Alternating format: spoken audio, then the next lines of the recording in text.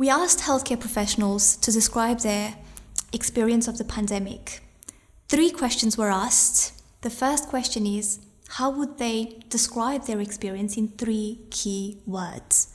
The second question was, what was their coping mechanism during the pandemic? And the third question was, how did they adapt during this time? And here is what they said.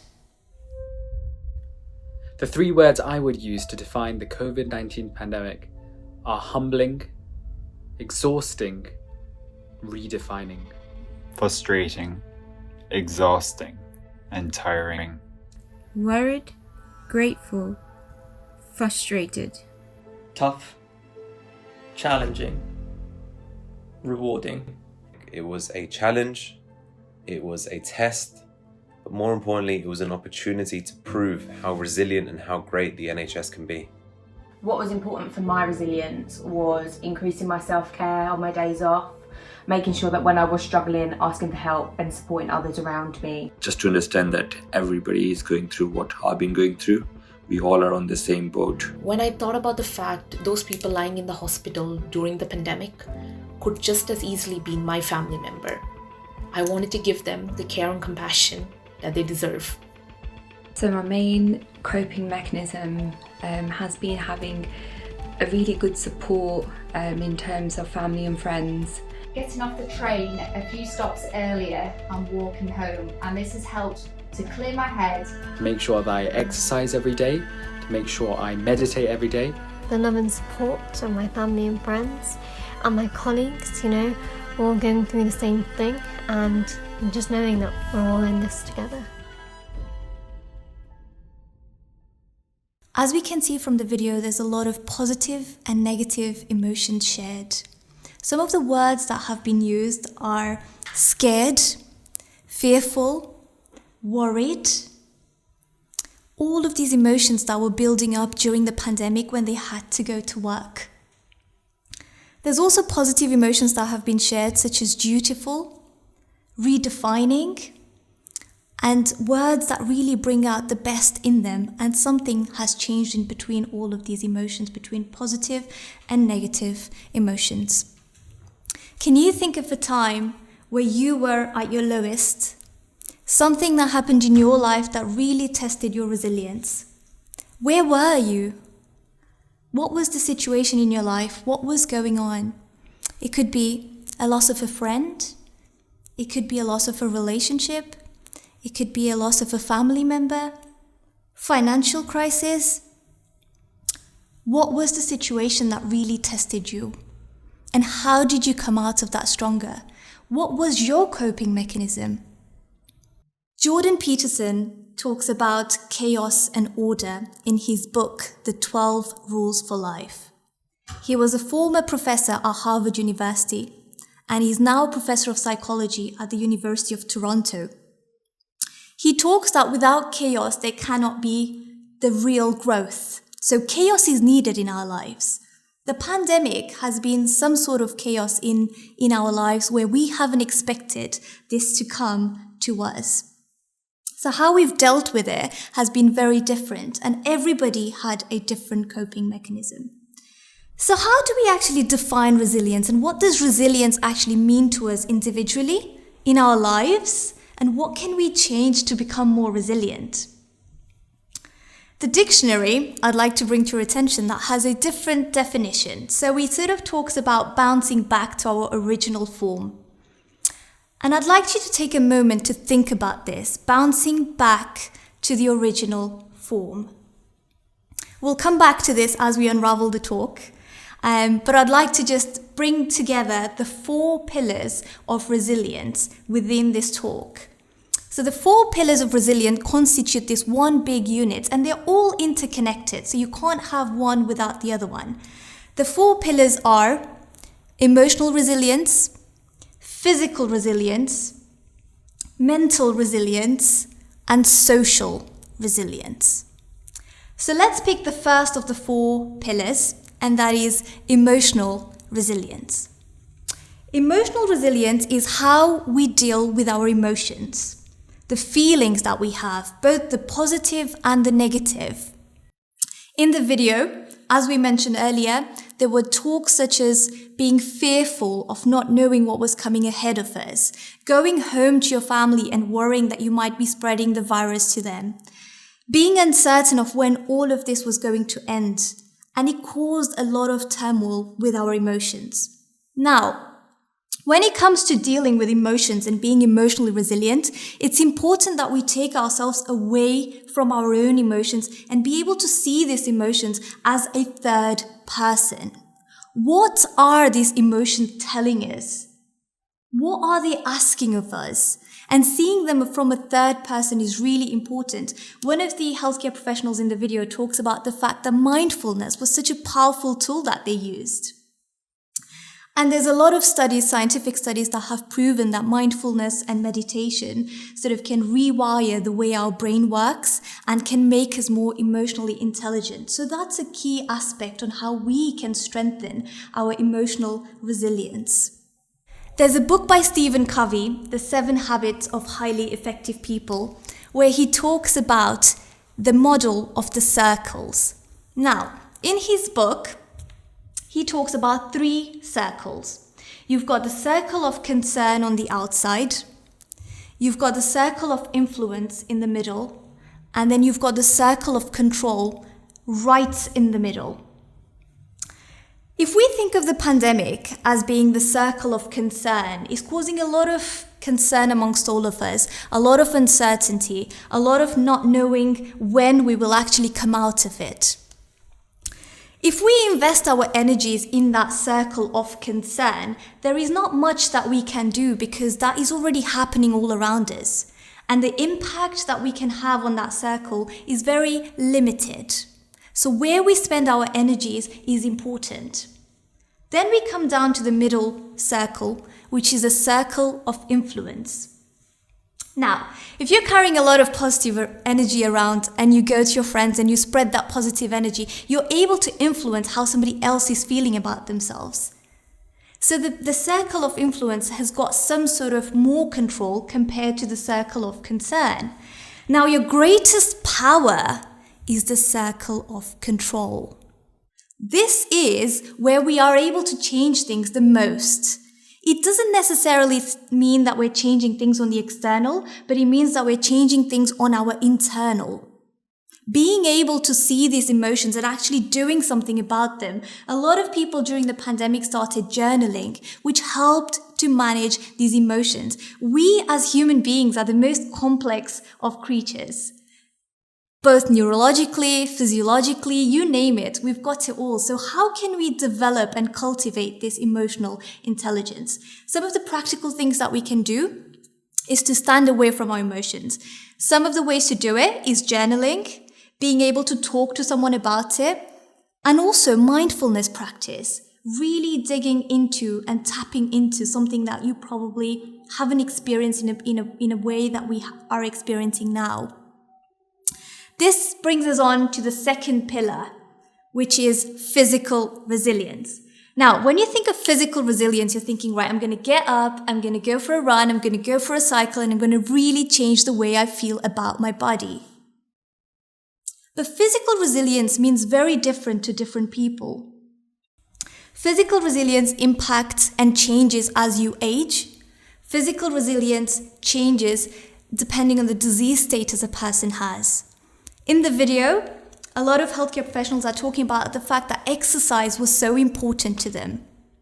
Being able to touch base with themselves, moving away from work and being able to dissociate was important, and exercise was part of that resilience. So as you can see, these 4 pillars that we're talking about, they're not disconnected, they're all interlinked. One of the healthcare professionals talks about getting off the train a few stops earlier to be able to walk home for a few extra steps than the normal journey that she would have taken. And it really goes to show the power of physical resilience to be able to come off after a long shift and actually walking home, to be able to clear the mind and be able to reset and to be able to leave the work behind and be able to separate life that is away from work. And I think that is important because it brings us back to that circle of control where you are able to take control. And so this brings us to what can we do in terms of strengthening our physical resilience? There are lots of things that we can do. One of the things I would probably suggest is starting off a routine of making time for a 10-minute exercise routine. Routine and habit are key. No pain, no gain. It will be difficult at the start, but just 10 minutes a day. We don't have to run marathons right from the beginning. We don't have to be this super duper person right from the start, but starting small and actually changing those habits. Now, one key thing and one important thing to remember here is when we first start doing something, we're very excited. We're like, yes, we're going to keep up with this routine. It's great. I'm going to go for a run, etc. But there will be days where you won't be meeting your own expectations. And those are the days that you really take a step back and you have compassion for yourself. Compassion for failing, but failing forward and rising the next day again. Not losing that momentum, not losing that flow. So the next time you set yourself a goal, even if it's just a few exercises a day, if you do fall back into something, remember to pick yourself up and fall forward, not backwards. This brings us on to the interlinked pillar, the third pillar, which is mental resilience. Now, when we think of mental resilience, stress is the first thing that comes to our mind. Stress, anxiety, depression, isolation. A lot of people have been alone during this pandemic. And some of the stories that the healthcare professionals have shared in this video is that it was tough. It was tough managing the sheer amount of change that was happening all at once. It was tough. Some of the things that happened during the pandemic, it was constant guideline changes. We had to update ourselves. We had to set and reset. We had to learn and relearn and redefine what we knew to be able to provide the best care for the patients. Being able to move from a particular rotation into intensive care units and being retrained, it required flexibility. So some of the characteristics of the people who have shown resilience to us is flexibility, being able to adapt and mold into a different environment. This is crucial. Mental resilience also requires a purpose. The reason these healthcare professionals got up every single day to go to work, and so did many other professions, is because there was a reason why they had to do that. For us, there was patients that were waiting for us to hold their hand, to be able to support them through the toughest times of their life, to be able to show them that there was hope, to be able to show them that there was some order in all the chaos that was going on in the world. And there was a purpose. There's a very famous Japanese concept called ikigai, which essentially just defines the purpose of life. And within the purpose of life, there's various aspects. Some people get up to go to work for their family, to feed their family. Some people get up to go to schools and teach the children so that they don't fail their exam. Some people go to work to save lives. There is so many different reasons. And it could be a cleaner that has to go to clean the place to be able to provide food on the table for their family. Everybody has a reason. And sometimes we need to redefine that reason for us. What is it that we are passionate about, that we are important, that we can serve someone in our community? This brings us on to the fourth pillar, which is social resilience. Now, within the talk, there's a lot of people saying that family and friends phone calls were really important, where they were able to offload to their family and friends how they felt throughout the day, whether it was a bad day, whether it was a good day, whether it was tough, whether it was something where they spent the whole evening crying about something. There were so many emotions that even we faced. And having some security, some comfort in our family and friends built our resilience for the next day. And if you remember right from the start, Jordan Peterson talked about chaos and order. And yes, although there isn't much growth in order, order is needed.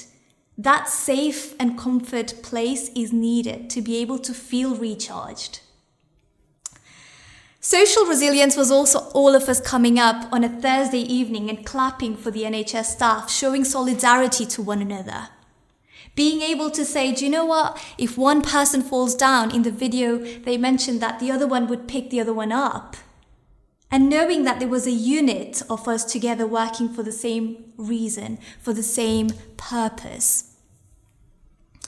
Social resilience was also the times when the tissue papers completely ran out in the supermarkets, and we started sharing it on social media that this was not quite acceptable because the most vulnerable in our societies were not getting the goods that they needed, and sharing that correctly was important. And so all of these 4 pillars are important to build our resilience. You can't have one without the other. They're all interlinked.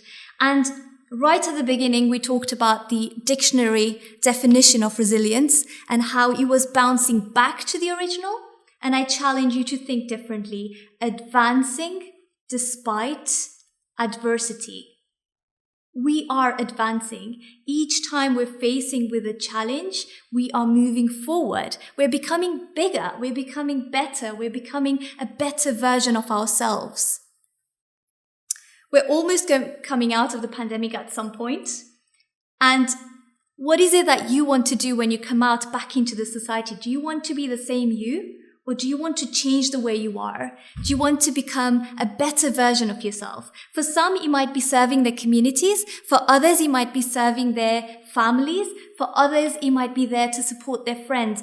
How will you change? How will you be flexible? How will you grow out of this experience? It's almost been a year since we've been in this pandemic.